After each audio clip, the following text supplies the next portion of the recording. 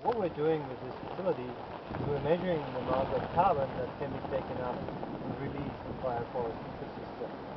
It's very difficult to measure these processes of carbon uptake and carbon release, and this technology, the eddy covariance technology, combined with the slow chamber system, allows us to do that.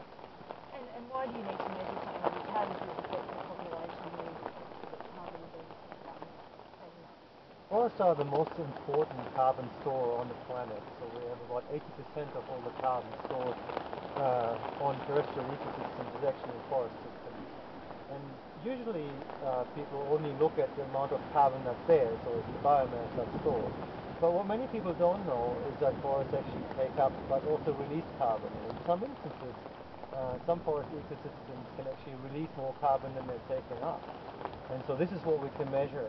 The advantage of using this technology is that we can look into issues, for example, of disturbance, issues of climate change. So if the climate is changing or if we have dramatic climate events, we can actually pick up what impact this has on the forest ecosystems.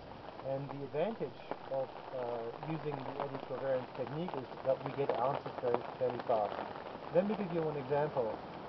We can measure with this technology, for example, the impact that prescribed burning will have on the carbon storage capacity and carbon sequestration capacity of forest ecosystems. And I think this is one of the really contentious issues because we, at the moment, don't really know what the real impact of prescribed burning is on forest systems. We all think we should have it to have fuel reduction burns, but we don't really know what impact it will have in the long term on the uptake capacity of the forest. And this instrument can measure this. Okay, so it's measuring the uptake of carbon. Why does this sort of thing need to be measured? Why should it be measured? I think one of the important things to remember is that forests are the main resource for us of actually taking up the amount of CO2 that we have in the atmosphere. And this amount of carbon dioxide is ever increasing because of the fossil fuel combustions that we have. So the only real way of mitigating climate change for us is using forest ecosystems, and therefore we need to find out how efficient the forest ecosystems actually are in taking up carbon, and that's what the Flux tower and the chamber system actually does. And without, I guess, forests, we wouldn't be in a very good state, would we? No.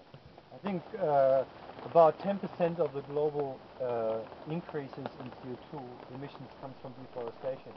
So it shows you how important forest ecosystems are in the global carbon balance and how important forest ecosystems are also in an Australian context. And you say it's in Australian context, how important is it that we measure these sort of things? I think it's very important because it will allow us to calibrate the models that allow us to actually measure how much carbon is currently stored in forest ecosystems and how much of the other greenhouse gases, for example, are released by forest ecosystems. Allow us to calibrate these models more precisely so that we can actually have predictions not only what happens today but also what happens in 10 or 20 years time, or for example what happens if we have a change in management, if we have a change in a disturbance regime, or for example if we have a change in climate. Okay, and I guess since climate change is obviously extremely topical, why is it so important that these sort of things are done, just so people can, the wider public can understand the whole Yeah, I think one of the issues that we don't realize is we have about 900 different eucalypt species in Australia. And many of these eucalyptus species have what we can call narrow climatic ranges. It means they occur in a temperature range of, let's say, 1 degree. Well, the predictions for climate change are that the air temperature, mean annual temperature, will actually increase by 1 to 2 degrees in the next 10 to 50 years. So many of Australia's forest ecosystems might be very vulnerable to climate change, and we need more data and information what forest ecosystems might be vulnerable and what ecosystems will be resilient. And carbon uptake obviously is one of the measures that will allow us to find out more about what forest ecosystems are vulnerable and which ones are resilient. Thank you very much. All right. No problem.